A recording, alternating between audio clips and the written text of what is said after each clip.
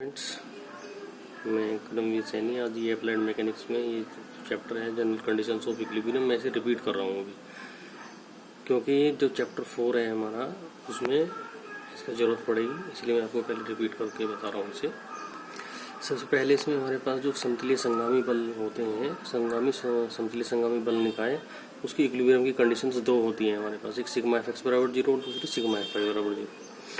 और in case of coplanar non concurrent forces, ये तो कोप्लेनर कॉन्करेंट का केस होगा, ये होगा कोप्लेनर नॉन कॉन्करेंट फोर्सेस के केस में तीन कंडीशंस होती हैं।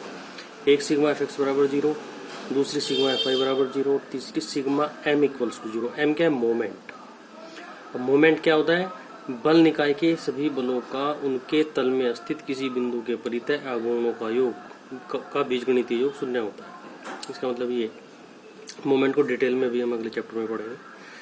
तो इसके बाद आता है हमारे पास संतुलन का बल नियम। ये क्या कहता है कि किसी दृढ़ पिंड पर कार्यरत बल निकाय के परिणामी का मान शून्य होता है यदि दृढ़ पिंड संतुलन में हो।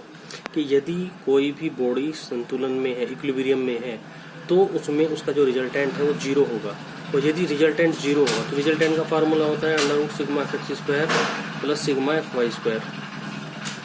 जब ये r equal to sigma F X है तो r का मान यदि 0 होता है, तो जब सिग्मा एफ एक्स भी 0 होगा और सिग्मा एफ वाई दोनों की वैल्यू अलग अलग 0 होंगी, तभी r 0 हो सकता है। तो इसलिए r बराबर 0 होने के लिए सिग्मा एफ एक्स बराबर 0, सिग्मा एफ वाई बराबर 0 के होगा।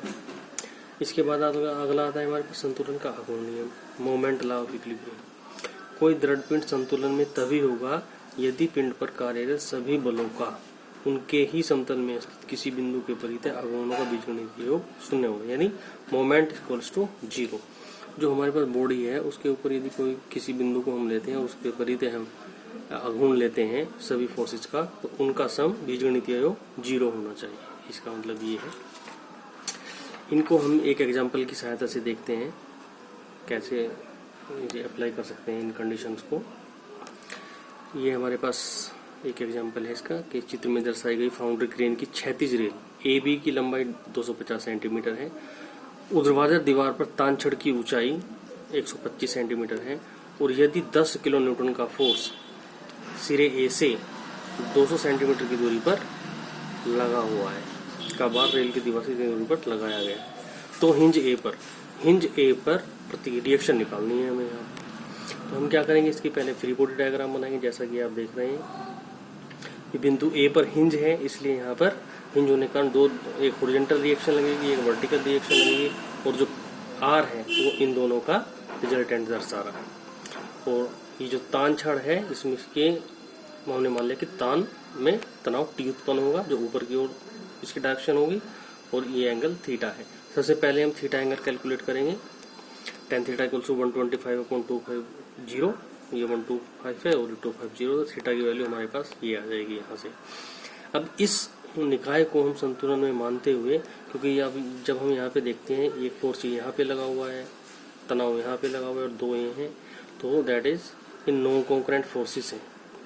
यदि ये किसी इनकी क्रिया रेखाएं सभी बलों की एक ही बिंदु पर आकर मिलती तो ये कोप्लेनर कॉन्करेंट होते, लेकिन ये होगा कोप्लेनर नॉन कॉन्करेंट। इसलिए हम यहाँ पर कोप्लेनर नॉन कॉन्करेंट फोर्सेस की कंडीशन लगाएंगे।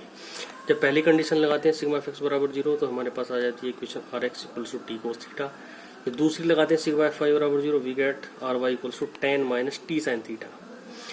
आर एक्स और टी कोस थीटा, देखो R X positive X direction में जा रहा है, और इसका जब कंपोनेंट नीचे की तरफ आएगा टी का, टी कोस थीटा, वो नेगेटिव एक्स में जाएगा, इसलिए R X minus T cos theta.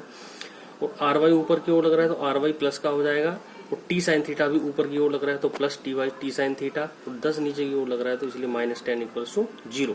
Are Y की वैल्यू हमारे पास ये आ जाएगी। फिर हम इसका इन सभी फोर्सेस का बिंदु ए के परितः मोमेंट ले लेते हैं।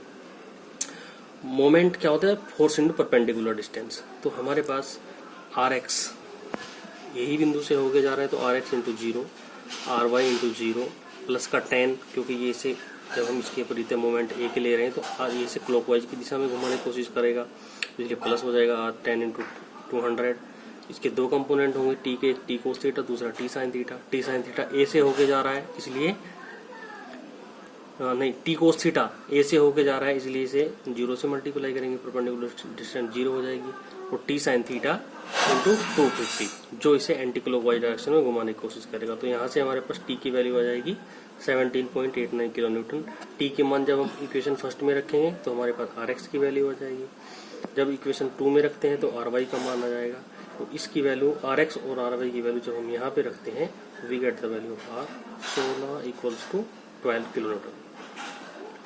तो अब ये जो रिएक्शन की वैल्यू आई है हमारे पास आर का मान 16 इंटू 12 किलो न्यूटन, ये क्षैतिज से कितनी कहाँ पर लगेगी, है एंगल किस पर होगा। तो इस एंगल इस फार्मूले के हिसाब से हम इस फार्मूले की सहायता से हम इसका एंगल निकाल सकते हैं। Alpha equals to tan inverse R Y upon R X. R Y की मान 1.998 और आर एक्स की वैल्यू है तो we get the value 7.12 degree.